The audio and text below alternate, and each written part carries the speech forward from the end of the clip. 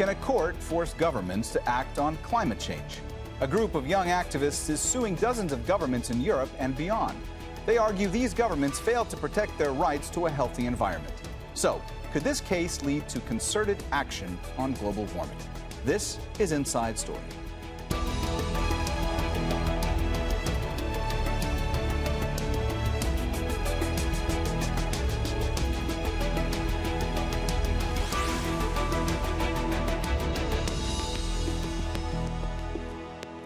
Hello and welcome to the program. I'm Mohammed Jamjoom. A historic climate case has begun at the European Court of Human Rights in Strasbourg. Young activists are taking on powerful governments over their alleged inaction against climate change. The court's rulings are legally binding on member countries. The legal route seems to be increasingly favored by activists to hold leaders to account. And young people are increasingly at the forefront of climate change activism. Could an approach based on child rights be the way forward in tackling global warming? We have a lot to discuss, but first, Sharif sets it up for us. It's 6 youths versus 32 countries. They argue governments are not doing enough to stop global warming, and their inaction poses a risk to their health and lives. The youths aged between 11 and 24 made their way to the European Court of Human Rights to argue their case with the support of other climate activists. We are not the six. We are the six representing a generation. We are the voices of the generation that wants to live a life that is promised and it's good for everyone. They come from areas in Portugal ravaged by wildfires and heat waves. They filed the case 3 years after a series of forest fires in 2017 killed 66 people. They say they are suffering from anxiety over their health and natural disasters. It affects their physical and mental health, their civil, political and social rights, as well as their dignity. It is therefore crucial to adopt a child rights-based approach to the question of climate change and how it affects their human rights.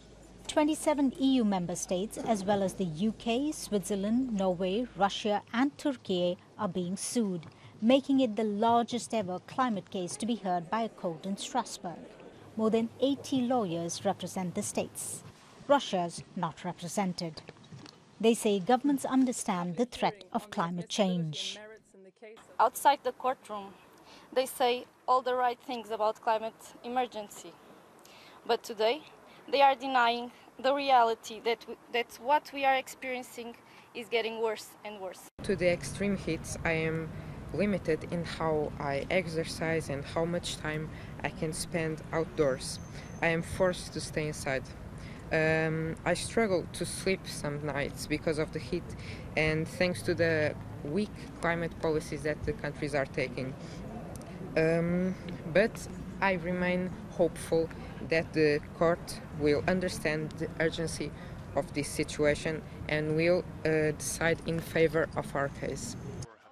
Last month, a judge in the U.S. state of Montana handed a historic victory to young activists in a case involving climate change. And here in Europe, the European Court of Human Rights has 2 more pending. A decision in this case is not expected for several months. But with increasing wildfires and heat waves becoming more frequent, climate lawsuits brought on by youths could become a trend in Europe and beyond. Sharif for Inside Story.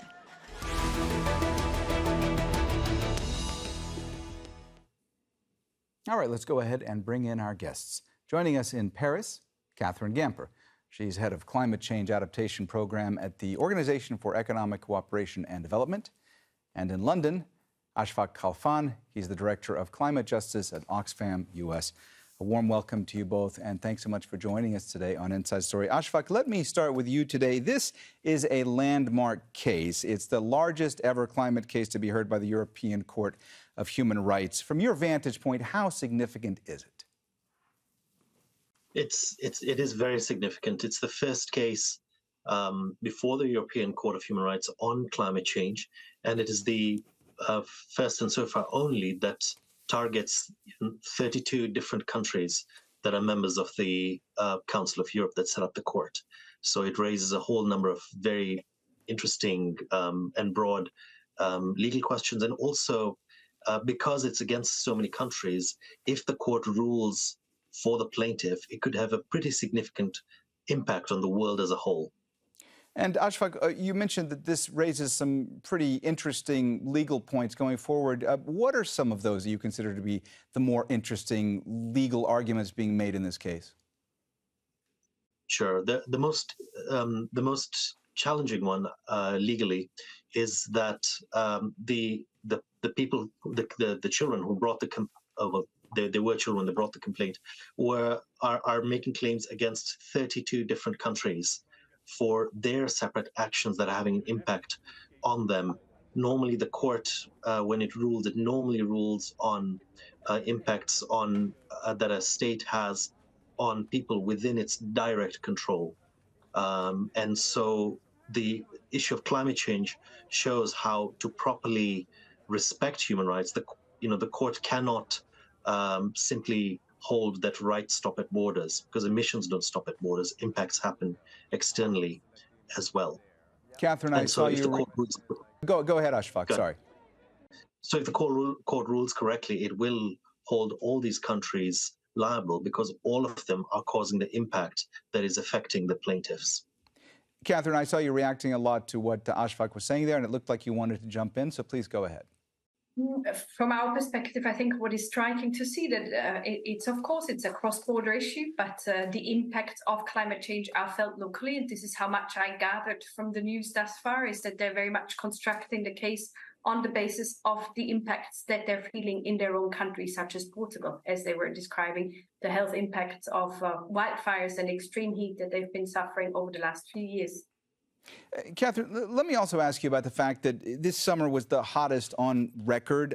This case is arguing that young people in particular face a future of hardship because countries are simply not doing enough to combat climate change. From your vantage point, are the countries that are named in this lawsuit, based on what you've seen, actually preparing to face the effects of climate change?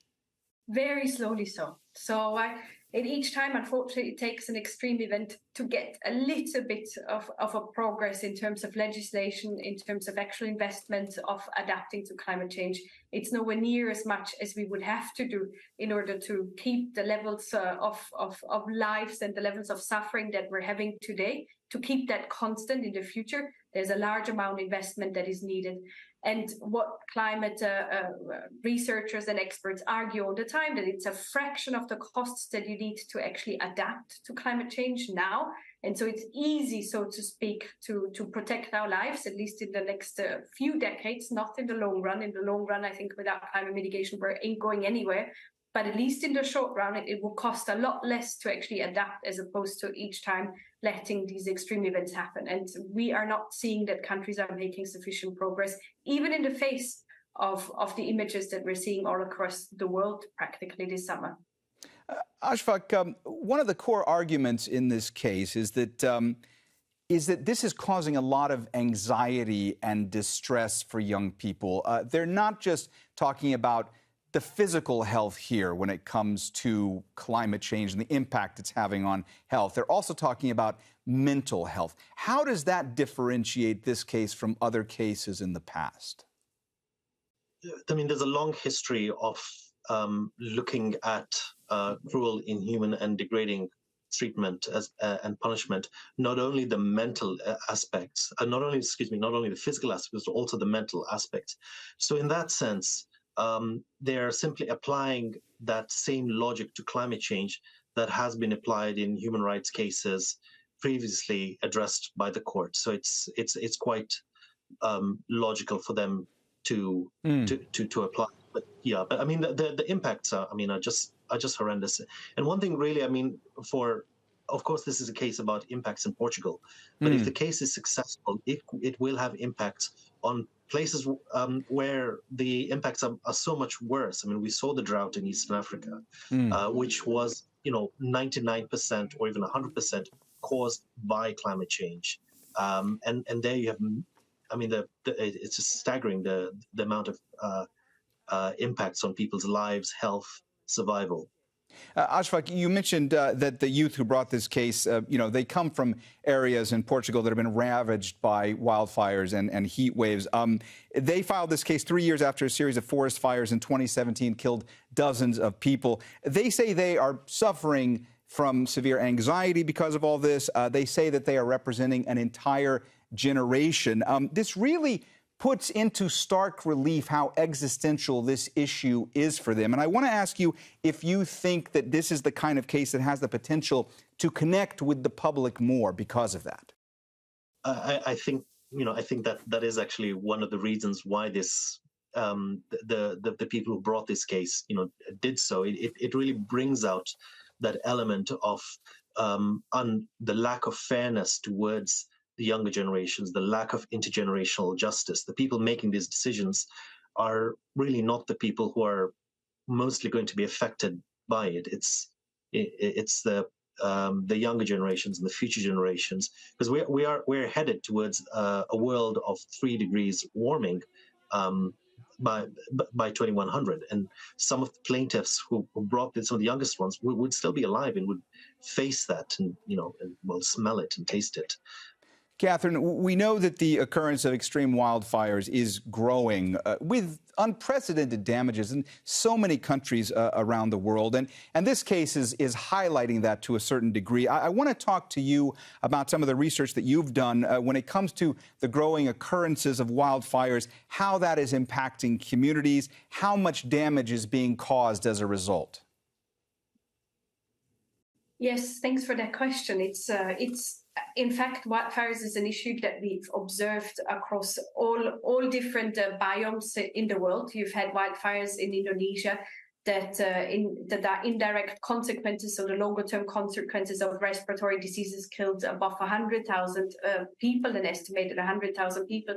And while in OECD countries, so in richer countries, you may not hear so much about lives lost in proportionate terms. You still see some victims that actually lose their lives. But nevertheless, I think the indirect impacts in terms of health are virtually the same. The wildfires in Canada this year, for example, put all of Northern America in the US, including all of New York City, under an alert of air quality. And we will only see the results exposed of how much respiratory distress we suffered and how much in excess fatality rates we can observe in that very instant.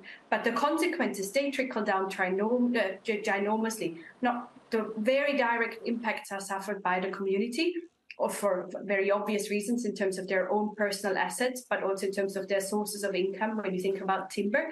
But then they trickle through the entire economy, as we've seen in Portugal or also in Canada, where you see percentage drops in GDP outputs in the very years where these extreme events happen. For example, the bushfires or the 2018 campfires in California, they produced the damages that we estimate at around $20 billion, which is completely unheard of for extreme events of wildfires. These are numbers we've heard before when we talk about extreme flood events, similar to what we've seen recently, but never for wildfires. And I think pick your climate-related extreme event, or even the slower onset ones, the droughts, they cause a tremendous amount of economic damage and obviously hardship, as we've just heard, especially in the Southern Hemisphere. Catherine, if we could just take another step back for a moment, I'm curious to know your thoughts on if you believe that countries, if their policies and if their practices are actually evolving in the face of this increased risk from wildfires. I mean, are we seeing countries actually scale up? Because oftentimes when these disasters occur, it looks as though countries are being more reactive and had not really been proactive in trying to combat this in a different way. Oh, absolutely. And the dynamics are unfortunately still the same old. I've been working on this topic now for the better half of the last 2 decades, and unfortunately, the dynamics are still the same. So if you look at spending, or pick again one example, pick wildfires and pick the spending, public expenditure for wildfire suppression in the last 40 years. If you look at the United States, for example, or Portugal, you see that spending has increased like 20-fold for suppressing wildfires, which correlates perfectly well with the sizes of wildfires and the frequency that we're seeing. But if you then look into actual spending on preventing those wildfires, and by all means, we know how to prevent disasters. We know how to adapt to them in a better way. The slow onset ones as well as the sudden onset ones, we know what we can do. We can manage our forests better. We can plan our urban environments better so as to reduce the wild and urban interface. Just to give you an example, we know a lot of what we can do to reduce the urban heat island effect, which, as you know, is dramatic, especially in European countries as well. And yet we don't do any of that. We always wait until an extreme event happens. And this is where we then put the money. Whether this is efficiently spent? No, not at all. We can even show the benefits of the cost-benefit ratios of such measures, introducing them early and then comparing them to what would happen ex post. And yet what we're achieving is very little traction. But what countries are doing, I don't know if you've pointed to that already, but in the climate targets that we're discussing here on mitigation, we're more and more introducing adaptation, more stringent adaptation targets as well. That I would interpret as a step in the right direction, but it's very, very slow progress. Ashafaq, I want to ask you your thoughts on some of the key arguments on both sides of this case. First, I want to ask you about an argument from the plaintiff's side. One of the key accusations from the plaintiffs is that the fundamental human rights of people are being infringed upon because the countries in question have failed to adequately reduce human-caused warming. How strong of a legal argument is that from your perspective?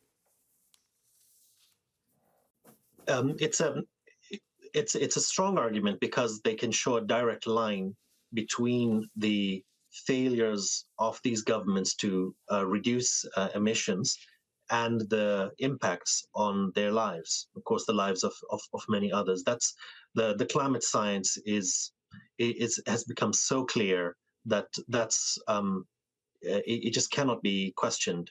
I think the challenge and maybe you're coming to this government side would be, well, we should pass. It's for governments to decide the types of policies that should be adopted to address that. The thing is, though, I mean, the governments are not doing. I mean, there's a whole range of measures, different policy measures they could be taking to reduce emissions. There's not necessarily one single way to get there. There are different ways to get there, but they're not getting to the result. We are headed to a world of temperature warming of about 2.7 degrees. Governments have said that their target is 1.5, and that, by the way, is actually not a target set based on human rights standards. We are seeing vast violations of people's human rights, food, housing, shelter on the current warming, which is about 1.1, 1.2 degrees.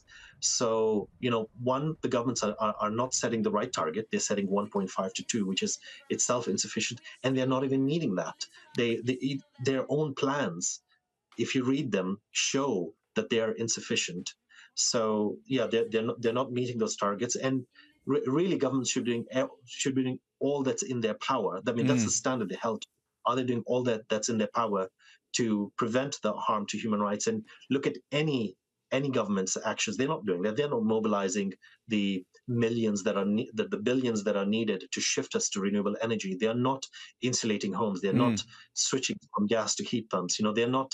They're not putting taxes on private jets, SUVs, a whole range of things. I mean, it's really their policies are almost based on magical reality that somehow will encourage renewable energy. We will put in some inadequate carbon pricing and offsets, and that will resolve the problem. I mean, it just won't. And any serious scientist, any serious policymaker will show measures are insufficient and are really half measures.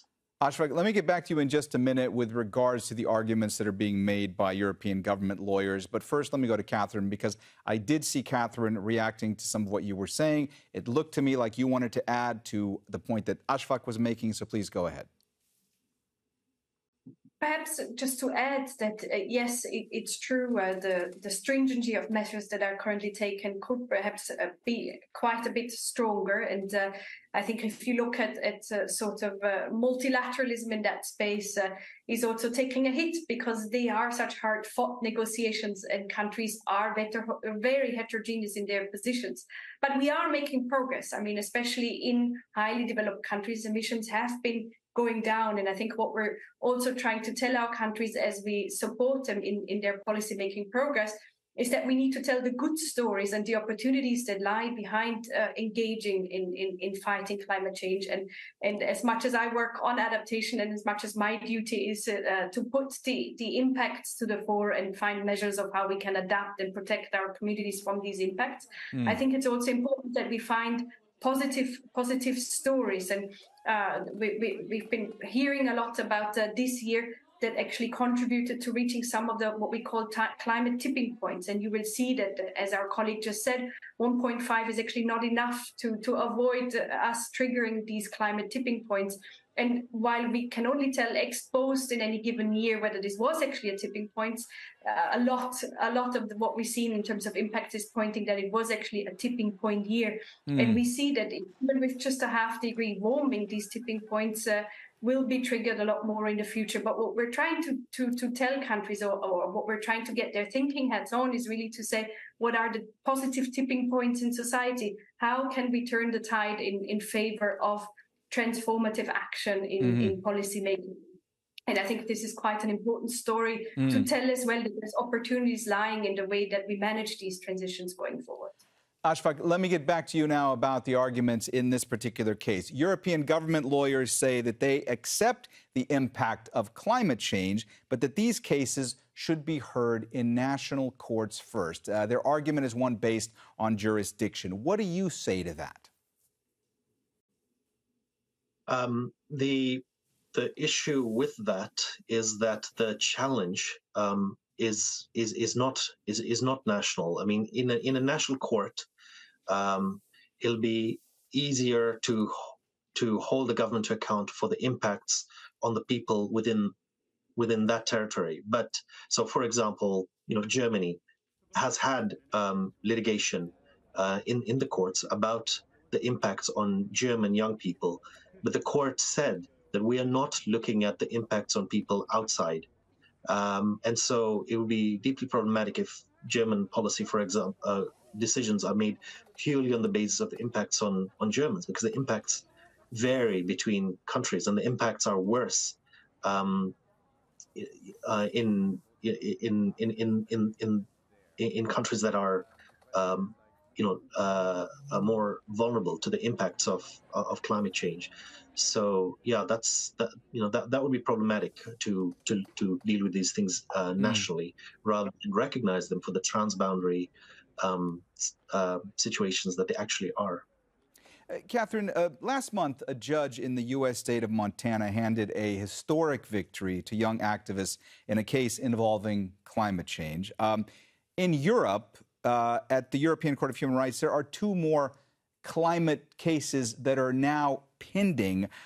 The fact that there are these two other cases pending at the European Court of Human Rights, and the fact that there was this victory in Montana, do you think that we're going to see more of these types of lawsuits being brought going forward? It certainly shows that climate change is altering people's lives directly or indirectly, in the form of climate anxiety, in the form of expected future opportunities as well. I think this is what they're clearly showing. But we've seen these litigations as well on the adaptation side. We've seen litigations against local authorities, local responsible actors such as mayors, that fail to protect people against heavy storms, against floods. And why do we see these litigations? I think it's an attempt in an environment where a lot of the policies that we're working on are not necessarily mandatory, are not necessarily policies that federal governments, central governments can mandate, but they can only provide guidelines. In the end, a lot of authority is then at other levels of government. And in a very desperate attempt to sort of hold everyone to account and hold actors responsible for their doings, we see these litigations. I think their importance, symbolically speaking, should not be underestimated. And I think the more climate change will impact lives of communities around the world, the more we see such litigation processes happening. Ashafaq, rulings by the European Court of Human Rights are legally binding for member states. But do you see complications going forward as far as implementation if the plaintiffs were to be successful in this case? And if that ruling were to be legally binding, how easy would it be to implement? Well, I mean, the level of implementation of their judgments varies. I'd say that most of the countries in question would implement the decision. They may take their time about it. Generally, the history is where a ruling is very clear. Like payment of compensation, for example, that's normally just done. But where it requires strong, long programmatic change, sometimes that does take a while, and some governments drag their feet on it. So, for example, the Czech Republic and the decisions that have been imposed on it on non-discrimination against Roma communities. Lots of foot dragging there. There are mechanisms by which ministers, the Council of Europe, can hold states to account for implementation. Of course, when there's a clear judgment, it makes it much easier for the governments to be held accountable by civil society. Catherine, let me ask you, and please just be mindful of the fact that we have about a minute and a half left. Do you think that if this case is successful going forward, that a specific mechanism would need to be created, to be put in place in order to ensure that enforcement was actually effective? I think enforcement in general of all the climate policies that we're working on is helpful, because we see that where you cannot hold anyone to account, progress has been very, very slow and limited. So whatever instruments help us getting there in making sure that the targets that we're setting, we know what targets we need to reach in order to keep to a 1.5 degree warming scenario. We know what measures to take, both on the mitigation side and on the adaptation side.